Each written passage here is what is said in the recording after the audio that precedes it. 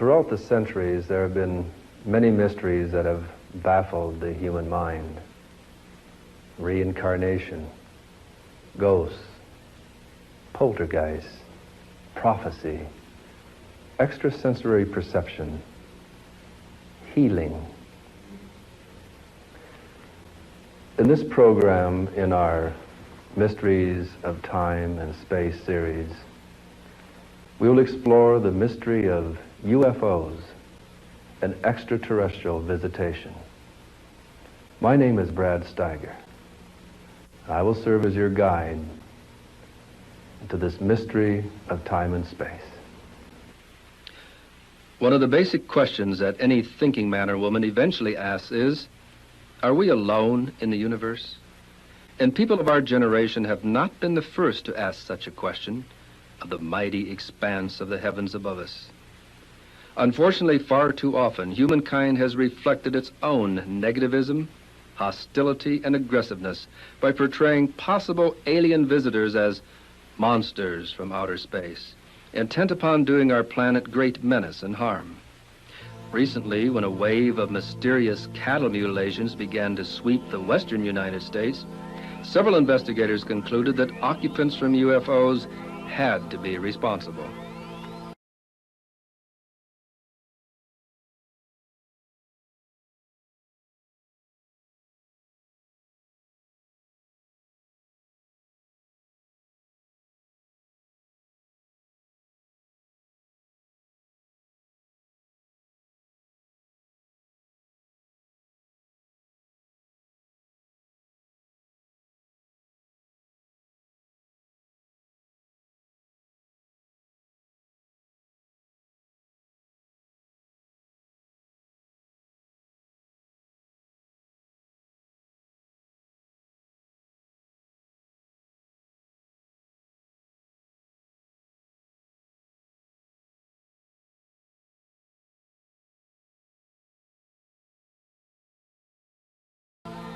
When creatures such as Bigfoot are sighted, they are often linked to UFOs. If witnesses of UFO activity appear to suffer a certain peculiar kind of harassment, some researchers immediately suggest that sinister entities from other worlds or dimensions may be involved. While there may be many facets of mystery involved in the UFO enigma, those ufologists who seriously investigate such phenomena have begun to suspect a much larger, more profound purpose to it all. Although the newspapers in 1897 were filled with accounts of a strange airship that had perplexed thousands of eyewitnesses in the United States and overseas, and although it is quite likely that the UFO phenomenon has been with us ever since we became human, it was not until June 24th, 1947, with Kenneth Arnold's sighting near Mount Rainier, Washington, that the UFO mystery was reborn in modern times.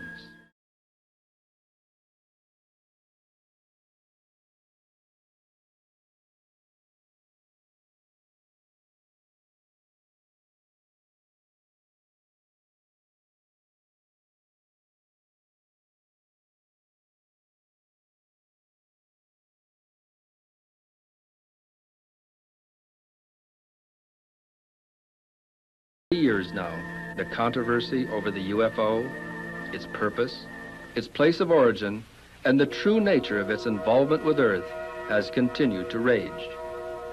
Do they come from outer space? Perhaps from a neighboring planet such as Mars, or from farther away such as Andromeda, or the Pleiades. If the UFOnauts are extraterrestrials, then it appears that they have had Earth under surveillance for centuries, and that they have chosen to keep their principal activities secret for some undetermined reason. How long has Earth been under surveillance? This geode may hold a clue. On February 13, 1961, 3 rockhounds picked up a number of geodes in the Costco Mountains near Olancha, California. When they at last managed to saw a very stubborn geode in half, they found that it contained a perfectly circular section of hard ceramic with a 2-millimeter shaft of bright metal in its center. A trained geologist told them that the fossil incrustations on the outside were at least 500,000 years old. Whatever was on the inside of the nodule had to be a whole lot older. X-ray photos of the geode reveal an object definitely man-made.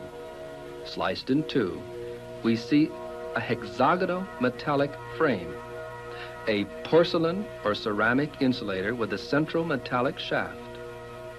Elements which some researchers have suggested are the basic components of a spark plug or some electronic device over 500,000 years old. Certain ufologists have insisted that the UFO occupants are actually members of terrestrial Air Force units conducting top-secret military maneuvers with classified aerial vehicles. In the famous Socorro, New Mexico sighting by policeman Lonnie Zamora, the UFOnauts gave us a glimpse of an insignia on the side of their craft and drove the U.S. Air Force cryptographers crazy trying to match it with a craft of the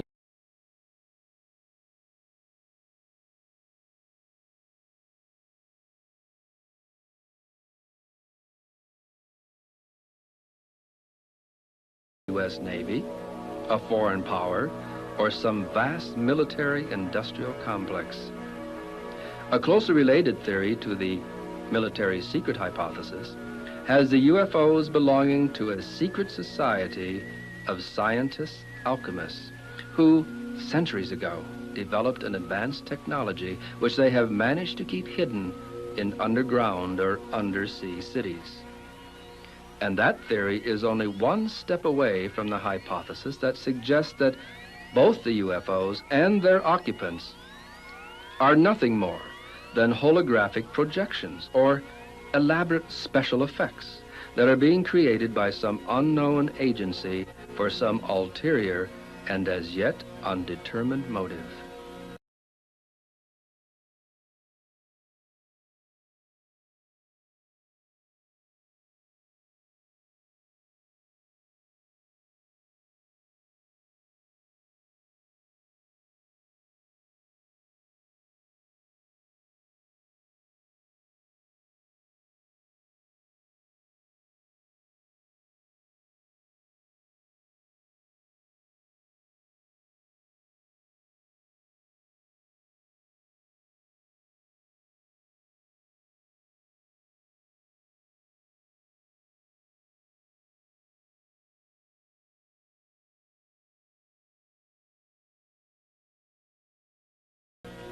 A rather popular theory maintains that the UFOnauts may be our descendants from the future, actually studying us by using our present, their past, as a living historical museum.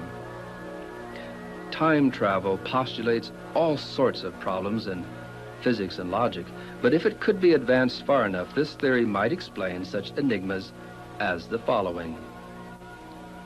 These man tracks were found in situ with the tracks of the giant dinosaurs.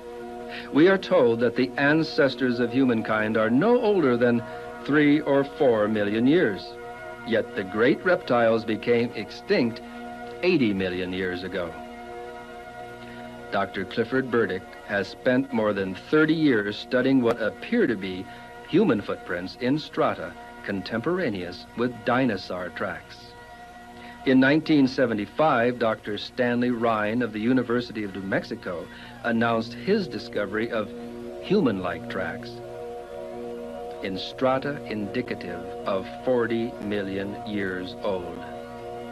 Did time travelers from our future leave these tracks as they visited our mutual past in the time machines that we call UFOs? Or did that surveillance, of which we spoke earlier, begin millions of years ago? A related hypothesis states that the UFO entities come not from some other physical world, but rather from an adjacent space-time continuum. In other words, the UFOs actually coexist with us on Earth, but on another vibrational level. Well, if the dimensions ever cross, and quite obviously they do, or we wouldn't see UFOs at all, maybe the other dimensions hypothesis explains such artifacts as this beautifully wrought object that was discovered inside of solid pudding stone 15 feet below the surface near Dorchester, Massachusetts. The bell-shaped vessel is 4.5 inches high, 6.5 inches at the base, 2.5 inches at the top, and about 1/8 of an inch thick. The metallic composition is brass with zinc, iron, and lead.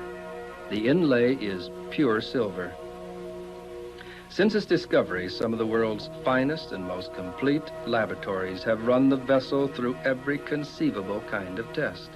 There is still no answer to its period of historicity or its origin.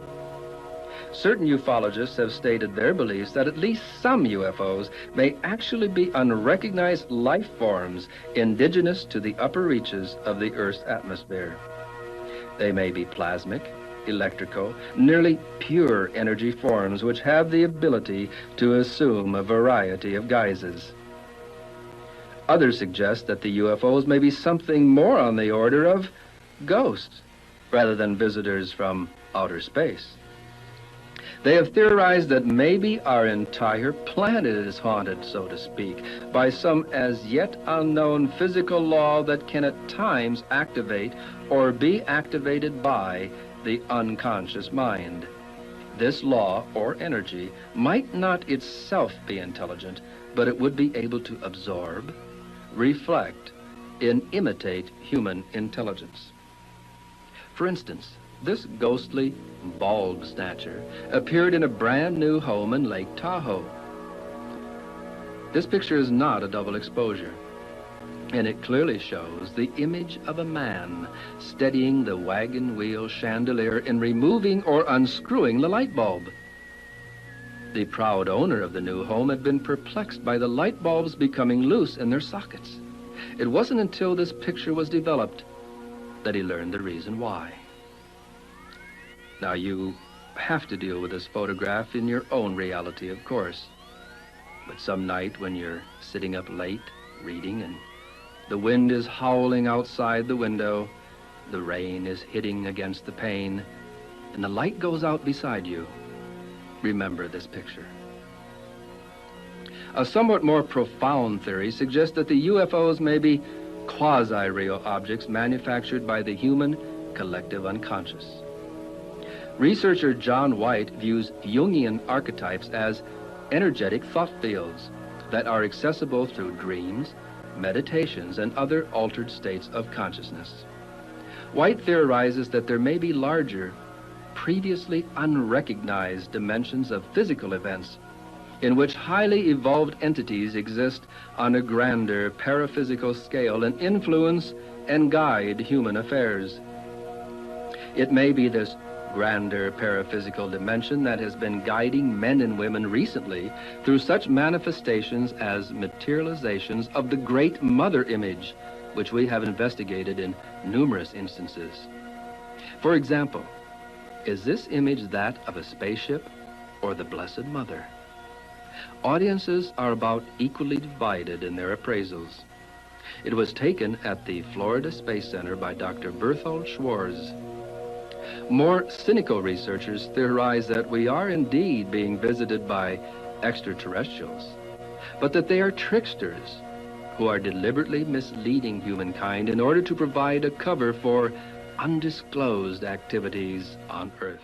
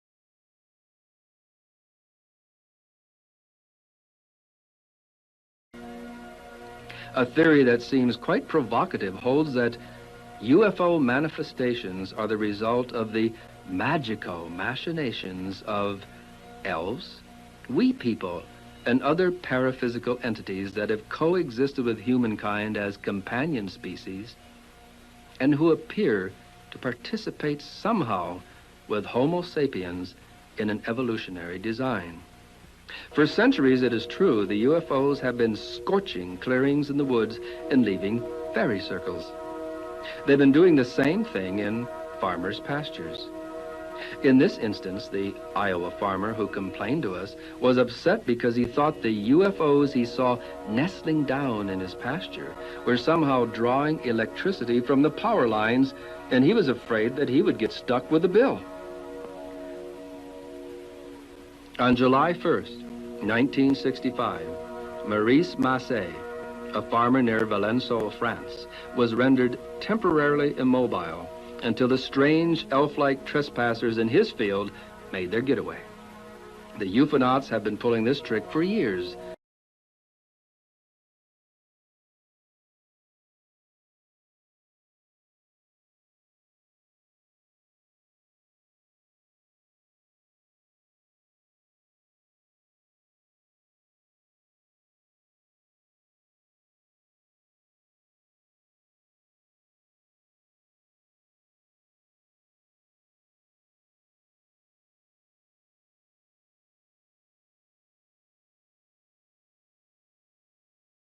On a rainy night in July 1969, a glowing oval-shaped UFO settled down in Warren Barr's bean field in Iowa's Cedar River Valley.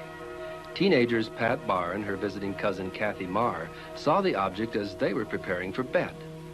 Barr discovered the 40-foot in diameter scorched circle the next morning when he was doing chores. The UFO researchers who investigated reports of an alien craft on a Florida beach found what may be the impression of a landing gear. Nearby were what appeared to be corrugated, dumbbell-shaped footprints. Both in UFO literature and in the cases which I have personally investigated, the most often reported ETs are described as being about 5 feet tall, large-headed, with oversized, strangely slanted eyes, sometimes with reptilian-type vertical pupils. The entities are usually said to be dressed in close-fitting, one-piece jumpsuits. Very often, the witnesses notice a winged serpent shoulder patch on the UFOnauts' uniforms or observe such an object in a medallion or other insignia. I saw an entity such as this when I was 5 years old. It occurred in our Iowa farm. I was seated on the edge of the bed one October evening, and I heard the sound of someone dragging a wash tub over under the kitchen window. As I looked in that direction, I saw a smallish entity standing up on his tiptoes, peering in at my parents who were in the kitchen. I watched the being for quite some time, feeling a kind of anticipation and awe, and then the watcher must have felt as though he was being watched. And then he turned to look at me, and we made eye-to-eye contact. I have never forgotten the moment when we looked at one another eye to eye at a distance of probably 7 to 8 feet. It seemed as though the entity's eyes began to get larger and larger and larger. And I became very tranquil, very much at peace, and then I knew nothing else until I awakened the next morning. This is the way Patrolman Herb Shermer sketched the UFO occupants he encountered outside of Ashland, Nebraska, shortly after midnight on December 3rd, 1967. They were from 4.5 to 5.5 feet tall, Shermer told us. Their uniforms were silver gray, very shiny. Their suits came up around their heads like a pilot's cap. On the right side of their helmets, they had a small antenna just above where the ear would be. Their chests were bigger than ours. They were built very wiry and muscular. Their eyes were the one thing that I will never forget. The pupil went up and down like a slit. When they looked at me, they stared straight into my eyes. They didn't blink. It was real uncomfortable. Their noses were flat. Their mouths looked more like a slit than a regular mouth. Betty and Barney Hill were returning to their home in New Hampshire from a vacation in Canada when they noticed a bright light in the night sky of September 19, 1961. Confused and unable to explain his distress to his wife, Barney unexplainably drove off the main road to a side road where they found 5 humanoids blocking their path. Then, as if they had suddenly become marionettes under another's control, Betty and Barney Hill found themselves being taken to the UFO by the humanoids. 2 hours later, the Hills were returned to their automobile, at which time the humanoids told them that they would forget all about their abduction. The remarkable confrontation with an alien species would probably never have been brought to public attention had it not been for 2 factors. Both Betty and Barney were troubled by bizarre, inexplicable dreams, and they had discovered an unaccountable 2-hour gap in their journey home from Canada. A common pattern for confrontations with ETs might be sketched out in the following way. 1. The witness observes a craft landing and beings emerging from its interior. 2. When the beings notice him or her, the witness very often becomes panic-stricken and may even enter a state of shock. 3. As the entities approach this stunned person, the witness now experiences a state of tranquility. 4. The witness becomes aware of a process of communication, either telepathically or verbally, occurring between himself or herself and the UFOnauts. 5. The beings return to the craft, occasionally after taking some object from or leaving some object with the witness. 6. The craft lifts off into the sky, whereupon the witness may lapse back into his or her former state of fear or confusion. Such a pattern as the one that I have described above has led me to speculate that the UFO entities may be able to transmit tranquility to the witness only when in close range. Perhaps the reason for this lies in vibrations or feelings that emanate from the UFOnauts' auric bodies rather than a telepathically transmitted message of peacefulness. On October 17, 1973, Jeff Greenhaw, police chief of Falkville, Alabama, responded to a call about a spacecraft with blinking lights. Chief Greenhaw was unable to locate the alien vehicle, but he did see a creature dressed in metallic spacesuit standing in the middle of the road. According to Greenhaw, I got out of my patrol car and said, "Howdy, stranger," but he didn't say a word. I reached back and got my camera and started taking pictures of him. The entity didn't seem to mind posing for the camera, but he ran away when Chief Greenhaw turned on the blue light atop his cruiser. Late in the afternoon on November 5th, 1975, 7 Forest Service workers were returning from woodcutting work in the White Mountains of northeastern Arizona when they spotted a large, glowing, oval UFO hovering over a clearing. 22-year-old Travis Walton did not hesitate to walk nearer for a careful inspection of the object. The tall young man was standing directly beneath the vehicle when a ray of blue light beamed down and struck him. The last thing the 6 young men in the truck saw before they floored the accelerator and fled the scene was the sight of Travis Walton spread-eagled at the end of a blue ray. There would be no more Travis Walton for 5 days until he called his brother Bruce from a telephone booth on the outskirts of Heber, 12 miles from the spot where he had disappeared. One of the most thoroughly researched and most controversial ET abduction cases in modern times was launched when Travis Walton told the press that he had been aboard a UFO all that time. The entities were about 5 feet tall, Walton declared. They had large golden eyes set beneath domed foreheads. Although he never saw their small, compressed mouths open, he was aware of communication from the entities through telepathy. In the late 1960s, I presented my hypothesis that the reason why the most frequently reported UFOnauts resemble reptilian or amphibian humanoids may be because that is exactly what they are: highly evolved members of a serpentine or semi-aquatic species. A provocative theory is that the dinosaurs didn't really vanish, they evolved into a humanoid culture that eventually ran its course or was destroyed in an Atlantis-type catastrophe, perhaps just after they had begun exploring extraterrestrial frontiers.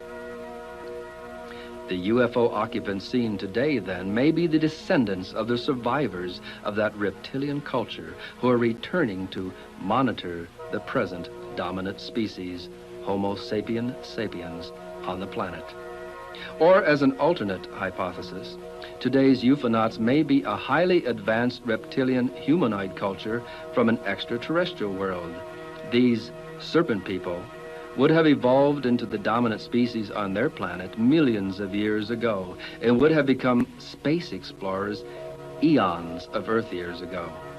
These same reptilian humanoids may have interacted in our world's evolution as genetic engineers, culture bearers, and silent observers of our resultant progress as a species.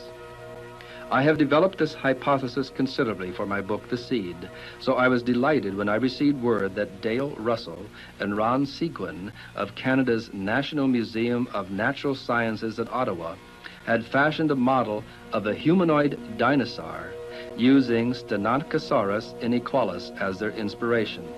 Stenotchosaurus, according to Russell, had a rather large brain and eyes with overlapping visual fields. The 90-pound dinosaur also walked on two legs, and it appears to have had a partially opposable thumb on its three-clawed hand. The result of such scientific speculation was an astonishingly human-like creature that Russell terms a dinosauroid. The creature stands 4.5 feet tall, has a large domed head, green skin, and yellow reptilian eyes. It should probably have had ears, Russell conceded, but the effect would have made it appear too human.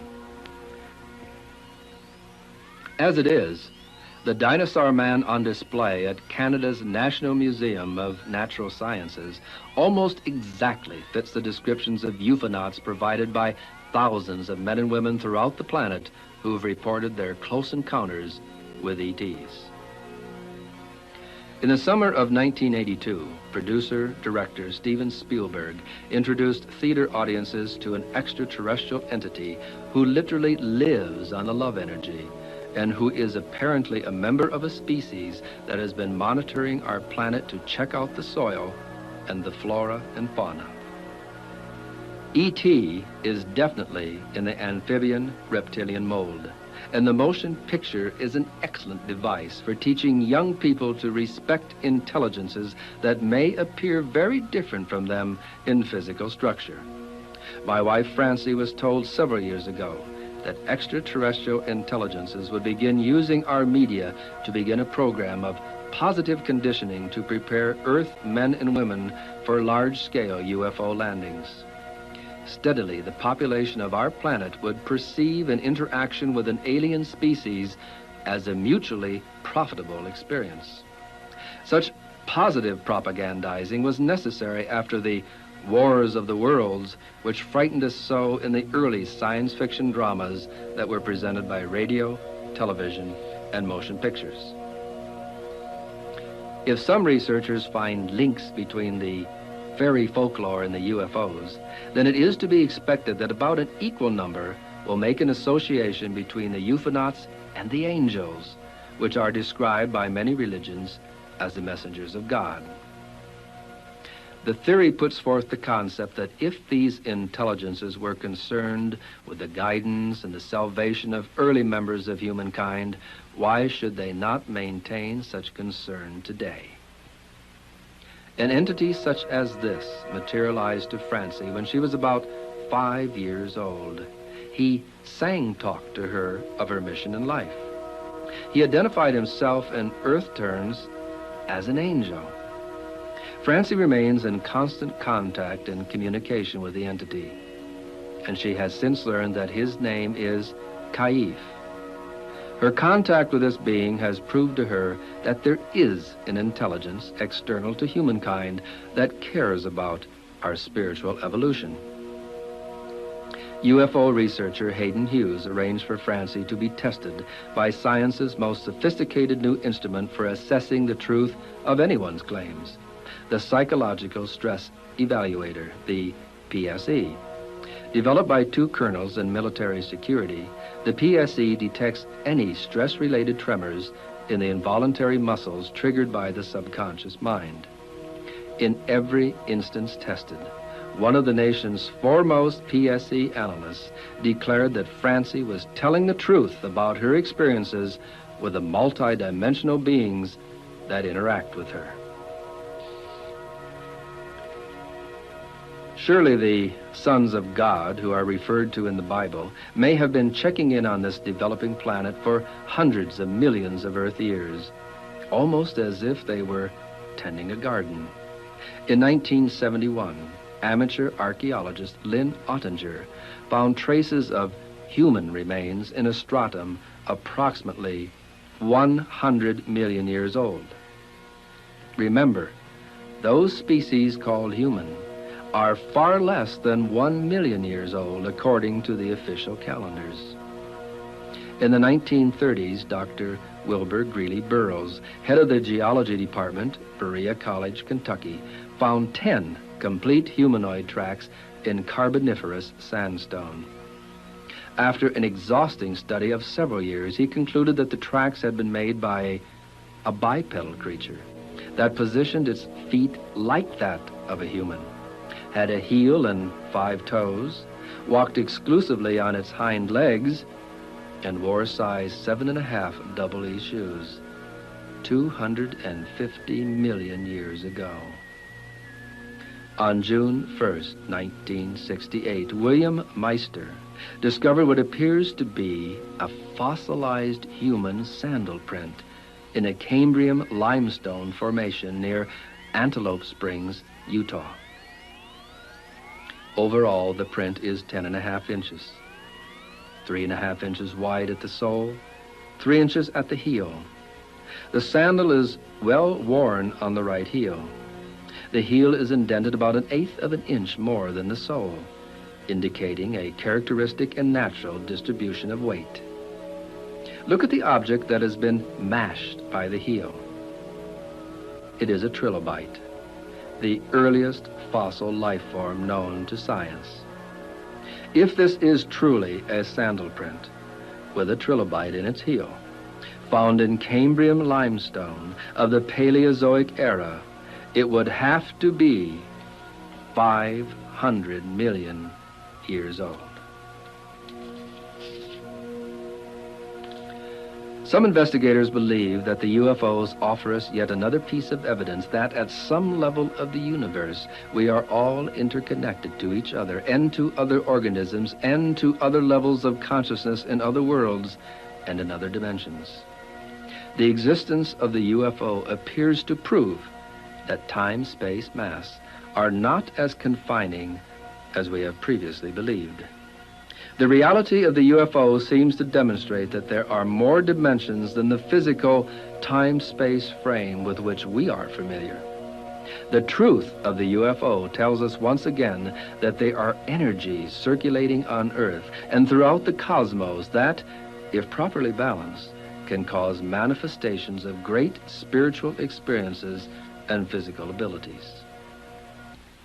All physical considerations aside, the UFO is providing contemporary humankind with a vital, living, mythological symbol which communicates directly to the essential self, bypassing the brain, evading acculturation, and manipulating historical conditioning. The UFO may serve humankind as a transformative symbol that will unite our species as one spiritual organism, functioning through members who, though separate in space, are yet one in being and belief. But certainly the UFO is more than a symbol. It is physical enough to show up on radar, such as on this one that belongs to the Weather Bureau in Wichita, Kansas, or on Air Force radar. Note the interesting grouped formation of the UFOs. Here we are a few minutes later, watching the squad of UFOs seemingly expanding and contracting. In this photograph, a UFO, in the upper right, visits our base at Guantanamo Bay in Cuba. Here, UFOs check in for an inspection of the Coast Guard facility at Salem, Massachusetts. This photograph was taken by a Coast Guardsman as he watched the UFOs through a screen door. 3 classic UFO shapes were taken September 26, 1960 in Italy. And the Variety cluster was snapped over Sheffield, England on March 4th, 1962. Hard UFOs, that is, UFOs that give a solid or metallic appearance, have been reported all over the world. In this chart, artist Hal Crawford has drawn hypothetical models based upon thousands of UFO reports. There are flat-bottom or concave-bottom UFOs. There are discs, flattened spheres, ovals, teardrops, cigars, cubes, and crescents, to name a few. This general map indicating UFO density is based upon hundreds of reports dating back to the early 1800s. Consistently, year after year, UFO activity seems heaviest or lightest in the variously shaded areas. Electromagnetic cases are those instances in which a witness of UFO activity has reported interference with his automobile, his lights, and so forth. This map also indicates where blackouts and brownouts of cities took place in which UFOs were suspect. Also included are cases in which animals seem affected by the overflight of UFOs. Electromagnetic activity has occurred in these areas in what would seem to be cyclical patterns. This map represents those areas in which UFOs have been seen touching down time and again. Although humanoid entities and UFO occupants have been reported in every state, there appear to be specific areas which they favor in what seem to be cyclic patterns. Again, this map is based upon hundreds of sightings which date back to the early 1800s. Here is a world map of EM cases and shaded areas which we term strangeness places. These are regions in which humanoids, ghosts, strange creatures, and unexplained disappearances occur in what would seem to be cyclic manifestations. Over 20 years of research has led me to the conclusion that some external force or intelligence has interacted with humankind throughout history in an effort to learn more about us, or in an effort to communicate certain basic truths to our species.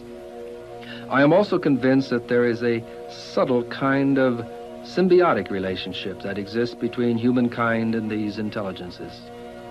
In some as yet not fully understood way, they need us as much as we need them.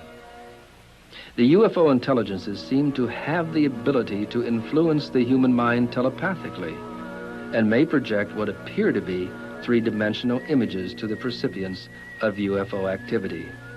The image seen may depend in large part upon the preconceptions, fears, and hopes which the witnesses may have about alien life forms. That is why some witnesses of UFO activity may identify the intelligence as an invader from outer space, or a bug-eyed monster, or a light being. It may actually be a matter of the witnesses' prejudice, their level of technological sophistication, and their individual spiritual philosophy as to what form the UFO intelligence assumes. The really important thing to the UFOnauts may be that someone sees them and interacts with them on some level, either conscious or unconscious. In 1968, while conducting a worldwide study of psychically talented men and women in an effort to determine a pattern profile for those people who demonstrate ESP, I discovered a number of individuals who seemed to have been programmed to serve as guides through the times of change and transition which many believe lie ahead for humankind. These men and women appeared to be responding to some kind of timed release mechanism within them. It was as if DNA nuclei were literally exploding inside their psyches, reminding them of an extraterrestrial ancestry and a responsibility toward the people of this planet. I called these men and women the Starpeople, after the American Indian legends of those who came down from the stars to take unto themselves husbands and wives from the various tribes. Such accounts are recorded on petroglyphs and in the oral tradition of many Native American people. And I recognize the similarity of these tales to the verses in Genesis, which refer to the sons of God coming to the daughters of humankind and producing infants, which later became mighty men and women of great renown, giants in the earth. The pattern profile of the Starpeople indicates an unusual visitation from a humanoid being, an angel, or a glowing white light around the age of 5. Most of the Starpeople have a lower than normal body temperature, extra or transitional vertebrae, chronic sinusitis, an unusual blood type, a hypersensitivity to light, sound, and electromagnetic vibrations, a yearning for a home not on Earth, and a great conviction that now is the time to begin to prepare the planet for a metamorphosis into the future.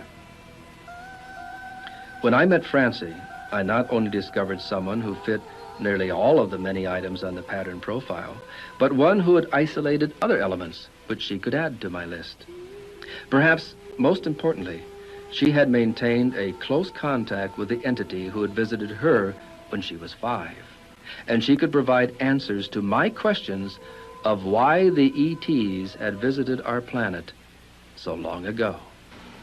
Francie, at this point in your research and your quest on planet Earth, do you believe that ETs visited this globe in prehistory and are still visiting this planet today?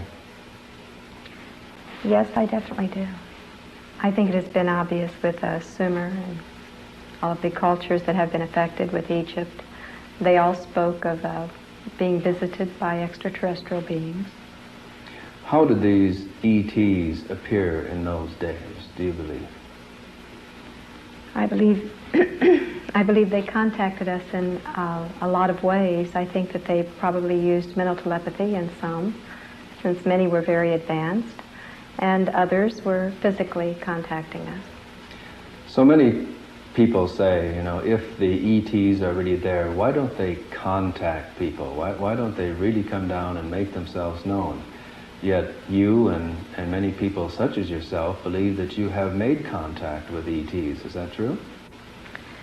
Yes, we've made contact, I believe, with extraterrestrial beings that are perhaps multidimensional rather than the physical beings. There have been a few fortunate people that have made the physical contact that are known as the contactees. I have not been so fortunate. I would welcome such a contact, and I imagine many of us would, but they are not allowed to truly overtly affect our society in any way that would really set us back. We cannot really take that type of contact with an advanced culture. Well, now many people would welcome the kind of contact you have. Kaif gives practical information. I know he's even given phone numbers that we've needed from time to time. Who is Kaif then? Kaif is the masculine aspect of my higher self. We all have a feminine and a masculine aspect to our higher self or our soul. And it is the guiding aspect. It is the aspect that actually assists me in many, many ways, as you well know. And the masculine aspect of everyone actually helps and guides them throughout their lives. We can meditate and make contact with this higher self, which is really a part of us. And in so doing, find out so many more things that aren't available to us out of books on Earth. Now, when Taif came to you when you were 5, Right. he told you he was an angel. Right. Is he an angel in the sense that we think of as angels? In the way that we know of angels, yes, without wings. He comes and goes very quickly. He is all about God. He gives messages that actually are of God, divine messages. And in that way, one could say he is very definitely angelic.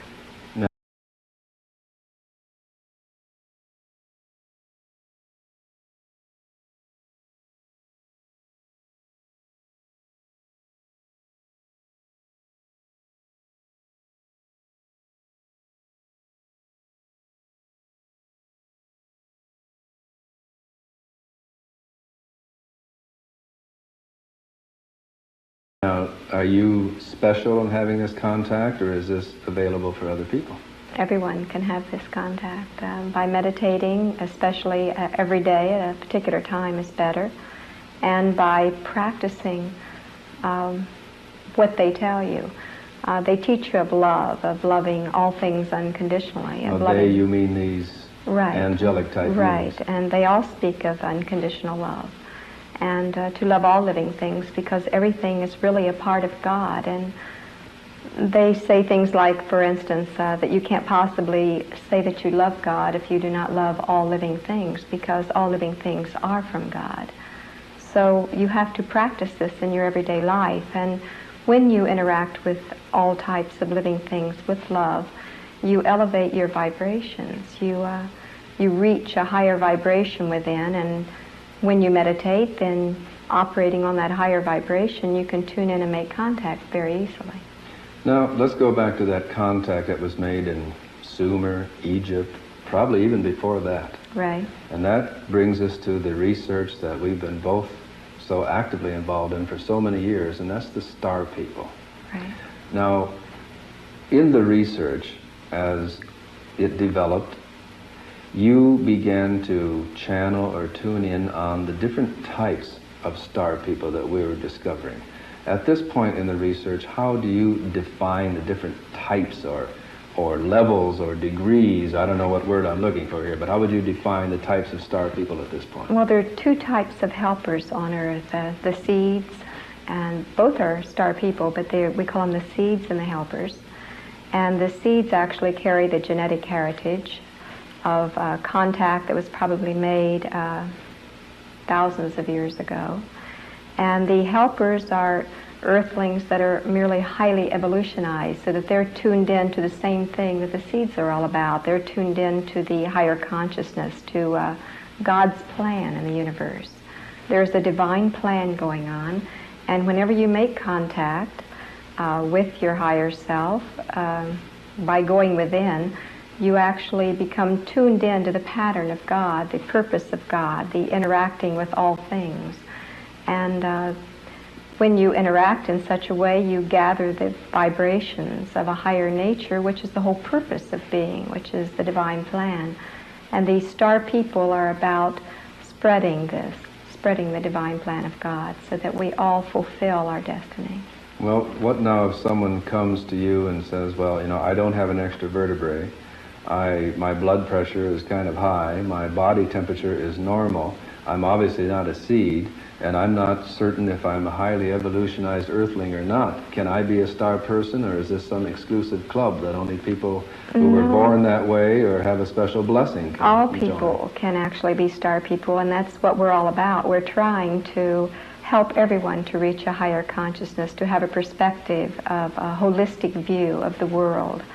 The whole world is actually one human race, and we will all be as one when perhaps we reach a higher evolutionized type of standard of living, where all people join together and we share in the bounties of the earth and we work together. It's perhaps a very beautiful picture that we are painting, but it is one that we can achieve and that we will achieve in the very near future, because we're going to have to achieve it.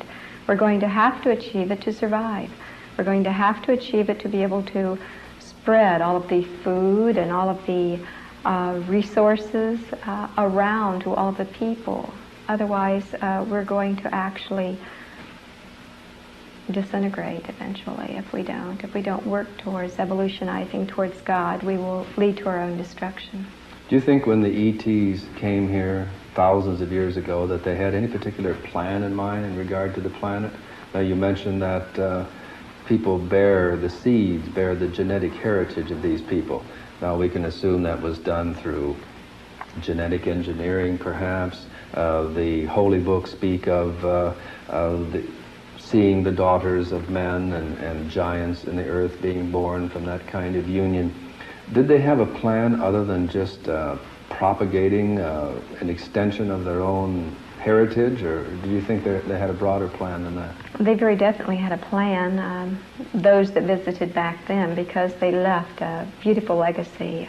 They elevated the consciousness and the awareness of the people so that they might be able to attain all that God wished. When you took the PSE test, right, that was a strenuous test, tested by a man in military security who developed the psychological stress evaluator. And in that test, you spoke of going to outer space, or going out into space. Right. And they indicated that you were telling the truth. Now, how would you explain to someone how you go to outer space? Do you get in a spaceship and do this? Or? Well, you go to outer space when you go within. It's a multidimensional thing, but when you meditate and you go within yourself, it really is true that there is a temple within. You can attain this higher consciousness by going inside, and in so doing you open up the entire universe to yourself. You actually feel that you are physically there because you're traveling spiritually, and it is the real you rather than the fleshly envelope that we occupy right now. The real you, many times you can look back and see the physical shell. And this has been reported by so many people, it almost seems redundant to say, but you can spiritually travel beyond the stars and the planets into a beautiful space where you'll receive teachings and awarenesses that aren't available here. Other people talk about going to outer space in UFOs after they've made contact. Do you think that kind of contact exists? I think it's very possible, since all things are possible under God. I feel that it's the symbolism in many cases. We have a subconscious mind which makes contact with the beyond quite easily. And our subconscious mind, which is in contact, sees things and speaks to us consciously in symbol language, so that when we are in contact with something from beyond, it will cause an image to project to our conscious mind, and it will be an image that we will consciously accept. Our mind does this, and it's the language of the mind. It's how it speaks to us, and it talks to us in our dreams. So you think these people who say they go on UFOs to outer space, you think that's more a dream experience or an out-of-body experience rather than an actual physical I think it experience? could be going within quite frequently and contacting the subconscious mind and seeing all of these grand symbols and taking them literally. And I think in most cases it is that. There have been people that have made contact with extraterrestrial beings, and I believe them. Many of those beings are not the same ones that came a long time ago that actually aided our culture. These are, as I've been told, they are beings that are merely studying us biologically. And as observing us then, as if we were specimens? The same thing that we would do if we could go there. They're just ahead of us. Or the same things we might do if we went to a place where certain rare animals might be in a game preserve type of thing? Well, also if we knew that they were warlike, which the Earth has shown throughout the centuries as being a very warlike planet, I don't think they would wish to overtly contact us, and I think that they would get perhaps a better picture of us by, at random, as they have been doing, biologically studying us. People say, why don't they land on the White House lawn? Why don't they make contact? Why don't they go right to the president and say, hey, we're here, we've been watching you, we've been studying you. Knock off the dirty business that is involved in so many levels of our Western world, of the Eastern world, of the entire planet. Just really get it together, Earth. Really clean up your act. Why don't you think that kind of contact has taken place? Oh, I think for so many reasons. It would be a personal thought of my own, perhaps, in that case. I believe that it would be very dangerous for them to do that because of the power structures that run this world, political power structures that run this world, would not want anyone to come and topple what they have claimed as their own. That they would have such a superior technology, it would appear. Would they be threatened by any of our power structures? No, they would not be. But our power structures would be, and I think that we would probably use weapons against them so as not to topple the economy as they wish it. But could we even attempt to resist them? Oh, they're definitely destructible. Mm-hmm. So you feel then that they feel they should not interfere with our progress at this time? I really, I wish that they could, or that they would, perhaps more overtly than they are. They're doing it the only way that they can at this time. They're entering into the psyches of our culture, and they're affecting us through our media, through our entertainment, through a lot of people think that it's their own idea, for instance, that it was a hunch they got and they created a play or a particular scene. But all of our creative abilities actually are affected by higher intelligences from beyond. And I think that's perhaps the most thorough way of affecting a culture, rather than by shocking them or by overtly coming upon them and telling them how they should live, is by coming from within and changing the people from within. So you're saying then they don't have to land on the White House lawn and declare themselves. You're saying that they have made contact with humans for centuries. Right, and they are still doing this. They are still affecting us. The people they've made contact with, are these primarily our prophets, our leaders and political structures in the past, do you think? I think it's, do you think some famous people in the past have had very contact? Definitely. I believe those people are what I term star people, or people with star consciousness. Any person, any people that actually leads other human beings to higher awareness, that uses their energy, their electromagnetic energy within, and serves humanity with that energy within by reflecting God in what they do. All of those people, and I think perhaps anyone could name as many as I could. There have been countless people that have affected our culture by channeling their energies from God and reflecting God in their everyday life. Moses, Muhammad, Jesus, Buddha, Bernadette of Lourdes, Joan of Arc, all of these people, Nikola Tesla, they've all made contact with the beyond. And now, they've all did they make affected contact us. with ETs or with these multidimensional beings? Well, the ETs are more progressed than we are, and they've evolutionized to a higher state of being. But they're physical. They're physical. As we are. And they have become very aware of their multidimensional heritage, of their soul, of their higher self, of their purpose in being, of God. Mm-hmm. And therefore, they are in the same vein as the multidimensional beings, or as our soul, or as God.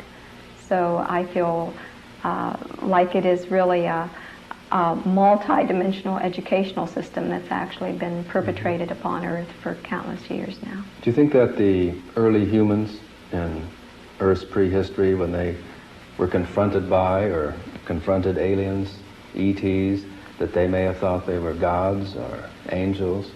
Is that what led to some of the legends and folklore? It must have been what it was, because of their descriptions. Like Sumer described them as fishmen, and how they walked across the water from their star. and how they taught them language, the written language, the cuneiform language. And the first word that man wrote in Sumer was star, and talked all about these star people that came from the star. So I think that all of the cultures spoke of this and thought of them in perhaps their own, just as we would today, in their own understanding, whether they called them angels or star people or whatever. It was in their own language. Now, many people fear, and still fear, a war of the worlds. Many people feel that if ETs, aliens, come from another world, that they are here to do us harm, to enslave us, to take our world away from us. Do you think there's any danger of that? No, I really don't think that they would want it. So I don't feel there's any danger in them taking our world away. I feel that where they come from is far more advanced than our culture. I think they really just wish to aid us in raising our own awareness, and the only way that they can, because they're living their life and they must permit us to live ours and just try to help us along. You feel then that they're guiding us, perhaps giving us examples rather than planning to interfere and pull us into the future against our will, so to speak? Well, they're making us want to go into the future, those people that are aware enough to be able to walk towards the future. There are other people that, I don't quite know what you're asking. Okay, let's turn the question around a bit. Let's turn the question around. Okay. What level do you think our population is at this time toward accepting alien contact? Let's say that the aliens did land. Let's say that the aliens approached a group of men and women in certain structures of our society and said, "We are from another world, take us to your leader." How do you feel that the average person in the Western world, we'll limit it, would react to alien contact? Well, I think after the Spielberg movies, a lot of people would probably be a lot more accepting of extraterrestrial contact. I feel that he has done a great deal to make us ready for this. Do you feel then that people would be more accepting, or do you feel that there would still be those who would get their shotguns and try to drive the aliens back to whichever planet they may have come from? Well, if you go into the backwoods of many places in the United States, where one is an alien, even though they're a United States citizen, someone can still get their shotgun and chase you away. There's always those people. But do you think the average technological sophistication has risen enough so that there would be a more friendly approach on the part of the average person, a more aware approach toward an alien? Yes, I think so. I think more people are accepting aliens and would interact with them in a friendly way. Now, when you were a child and you watched some of the movies that we saw when we were kids, The Blob, like the and Blob Thing. and the Thing and the carrot that ate Detroit and those kinds of things, what was your reaction toward that depiction of aliens? I hated them. I hated those movies. I only went because I could at least see the first part of it, and I would cry inside because I thought it was such an unfair depiction, and it was always, I used to say, now how could that operate a ship? It has no hands, how could it even get here? It was always so absurd. And the giant cockroaches that landed in London? I really resented it. Right. Now, we've seen a changing in our media toward aliens. We've seen, you mentioned the Spielberg film, E.T. You felt some years ago that there was going to be a more positive attitude in the media. What do you feel has brought that about? Right, I was told in the latter 50s, actually, that they were coming into our culture through the media, through television, during the 60s.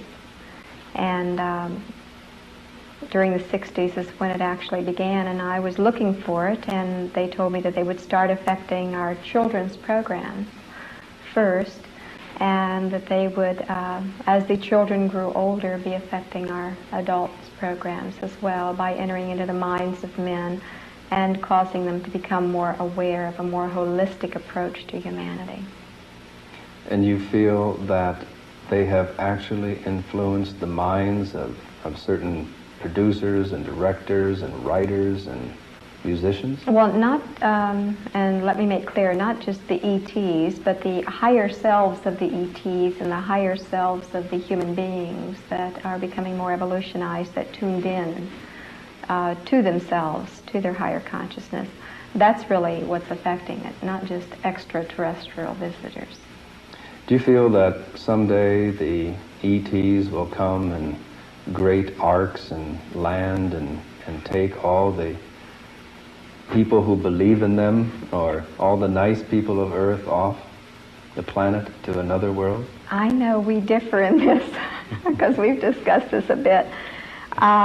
That's the mental image, the symbol system and the symbol pictures that almost every one of the star people were really receiving that they're going to have a mass landing and we'll all be taken aboard the rescue ships and get off of this forsaken place.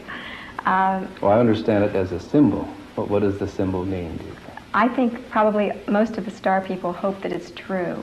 But if it isn't, then we're going to keep trying to make this planet a better place to live in and try and make it reflect God as much as possible and fulfill our destiny and our mission here. And in so doing, maybe we won't have to go somewhere else to find peace and love. It will actually be here on Earth. And isn't that why they perhaps chose to intervene with us in the first place? To intervene in the very function of this planet is so that we could learn to accept the challenges of this Earth and to tend our own gardens so that we could become responsible members of a larger universe? That sounds very good. Prophets, teachers, and inspired men and women from all cultures have sought to enlighten humankind with the message that we can become more things than we can imagine. There are more processes which take place within us than we know. We are all multidimensional beings, and we have the ability to learn a psycho-spiritual discipline so that we can control a marvelous universal energy in order to achieve self-mastery and to work miracles. The Hindus named it prana, the Jews ruah, the Chinese chi, the Japanese ki, the Polynesians mana, the Christians the Holy Spirit. All people at one time or another have sensed an unknown force that underlies all paranormal phenomena and that permeates all life on Earth. The ability to control this energy exists in a dormant state in the psyche of every human being. Awareness is the key that unlocks the door to this limitless potential. In these remarkable photographs, we see Olaf Johnson, the psychic sensitive who participated with astronaut Ed Mitchell in the Moon to Earth ESP experiments during the flight of Apollo 14, demonstrating his control of the X-force under laboratory conditions. Together with other sensitives serving as batteries, Olaf levitates first a table, then a man. 6 cameras recorded the experiments on infrared film in the darkened parapsychological laboratory of Danish researcher Sven Turk. Olaf told me of his activating experience at the age of 5 when an intelligence from somewhere beyond the stars contacted him in his native Sweden. Olaf said, "It was they who began telling me about the universe and cosmic harmony. I felt that they were friends, that they wanted to teach me and to help me. I am still convinced that they are friendly and that they intend to help humans as much as they can without interfering in our own development and free will." Israeli sensitive Uri Geller is another who experienced an activating incident as a child and who has freely admitted to being the channel for an external intelligence. Here, Uri makes a fork bend merely by stroking it with thumb and forefinger. The dinner fork, verified as intact before the controlled demonstration, gradually became pliable at its neck and finally parted. Admittedly, bending dinner forks with the psyche has a very limited social application, but such demonstrations as those by Geller do inspire others to begin their own efforts to control the X-Force in more meaningful applications. It should be pointed out here that a negative application of this unknown energy can express itself in those violent, chaotic manifestations which we label the poltergeist. Our friend Komar was activated through dream teachings as a child and has experienced ET contact as an adult. Komar channels the energy of his cosmic heritage by controlling pain through altered states of consciousness, then teaching others how to accomplish these mind-over-matter abilities. Komar can so demonstrate this facet of our star-seeded potential to the extent of walking on coals at temperatures as high as 1,500 degrees Fahrenheit, to the satisfaction of committees of medical doctors. Komar's pain control feats have earned him several listings in the Guinness Book of Records. When Dr. Norman Sheely of the Pain Rehabilitation Center, St. Francis Hospital, La Crosse, Wisconsin, examined Komar, he stated, quote, "It is obvious that Komar has the ability to distract his mind from going into at least an alpha state, and in it to have control over his autonomic nervous system. Komar uses this state of mind to prevent pain and body damage," end of quote.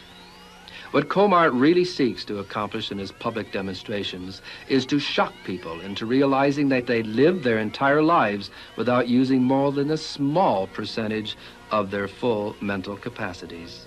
He's challenging everyone that if he can utilize a portion of that dormant brain power, so can we. Komar is a master at demonstrating that the conduit for the X-Force, the mana, the prana, the ki, is the human psyche.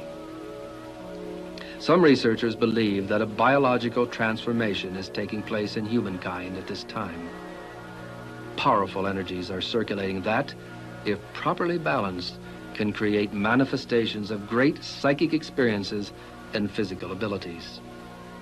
Some men and women can interact with the X-Force and use it to locate water, oil, precious metals, or lost persons.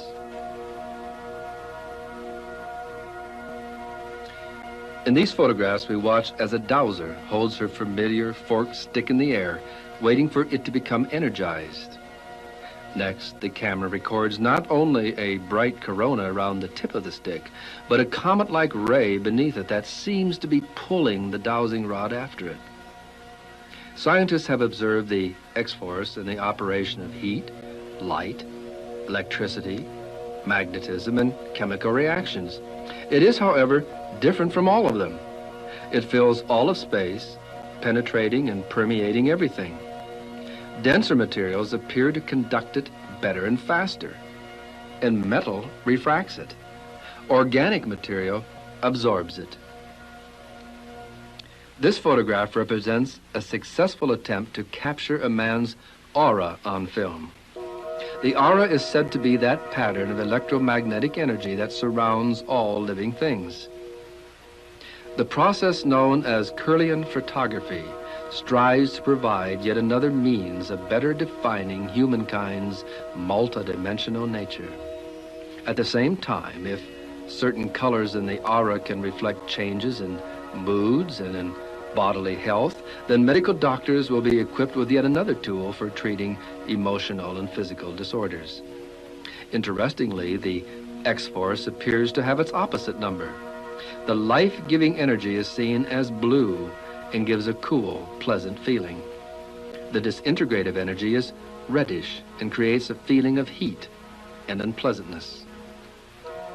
In utilizing the X-Force, the kahunas, high priests of the Polynesians, say that the energy flows from one object to another. The mana, they say, is sticky.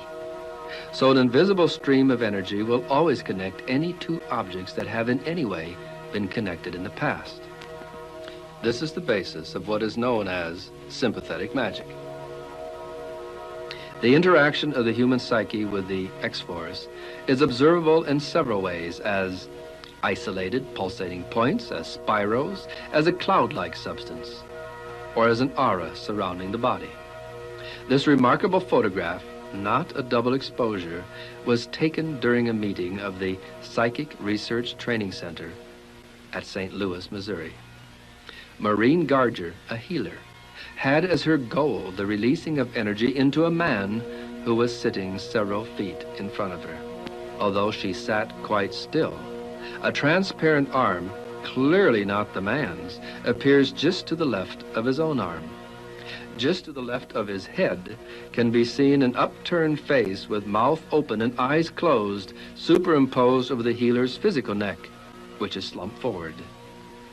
The physical and the non-physical not only interpenetrate one another, they are each other. On March 29, 1964, psychical researcher Faye Clark conducted a number of experiments in aura photography in a darkened fallout shelter. The only source of light for the entire area came from a 1.5 watt argon bulb. On this particular evening, Clark had brought with him an ultrasound generator into the shelter. He moved the sound generator to various frequencies, and at one particular setting, a number of dots of light began to appear. They would group themselves in formation, and in some cases grow larger. Some of them developed tails.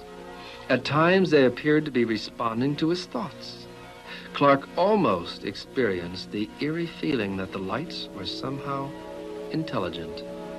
Did Clark in some way summon UFO intelligences by striking a particular homing frequency that enabled them to enter our world and to interact with him on some level of consciousness? And note the similarity between Clark's fireflies and the famous UFO formation seen over Lubbock, Texas, and the group of UFOs which appeared over Washington, D.C. on February 4th, 1959 and set off a red alert. In the late 1930s, a French psychical researcher claimed to have produced electrical ghost forms by directing light and sound vibrations into a variable and sensitive magnetic field. Nature's way of scattering huge amounts of electricity around is usually an electrical storm with brilliant bolts of lightning. Traditionally, we think of the spooky, ghost-ridden nights as being those occasions when thunder and lightning rumble and flash. Mediums seem to favor holding seances on evenings when the air is heavy with electrical vibrations. Rather than eerie bits of folklore, we may have been witnessing the electrical connection in operation for centuries. UFOs are often reported hovering near high-tension power lines. Rather than their kidnapping our kilowatts, as some researchers have suggested, I think that it is likely that the electrical field near the power lines enables them to enter our reality and to become visible to witnesses' eyes. A number of UFO contactees have mentioned to me that just prior to the manifestation of the communicating ET, they were aware of a strange buzzing sound. Witnesses of aerial phenomena have also referred to a buzzing or rushing shortly before a UFO appeared over them. I am also reminded that a great deal of poltergeist activity produces a preparatory signal of a buzzing, rasping, or winding noise. Could it be possible that the human observers of such paranormal activity are hearing some dimension-hopping entity tuning in to our frequency before materializing in our space-time continuum? Could the sounds and lights which seem so mysterious to us be but simple electronic byproducts? And if these sounds and lights might somehow be channeled electronically, shouldn't it be possible for us to fashion a device to permit us to communicate with their dimension? The answer to that fascinating question is quite probably yes. And that may be one of the giant steps toward which the ETs and other multidimensional intelligences may be leading us. They may even now be stimulating certain electronic geniuses among us to devote their energies to the fashioning of an instrument that might serve as a medium of communication between the different levels of frequency, vibration, or whatever, which separate us from the other intelligences in the greater reality.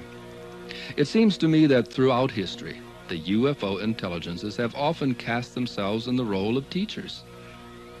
But rather than instructing us through direct intervention, they seem to favor teaching by example. They have done this before by demonstrating the possibility of air flight, radio communication, television, and a host of other technological developments that humankind once considered impossible. At this moment in our scientific progression, the UFO intelligences may be demonstrating the possibility of dematerialization and rematerialization. Perhaps they are showing us that with a particular electronic device at our command, we would simply tune in to one another rather than only randomly catching each other unaware.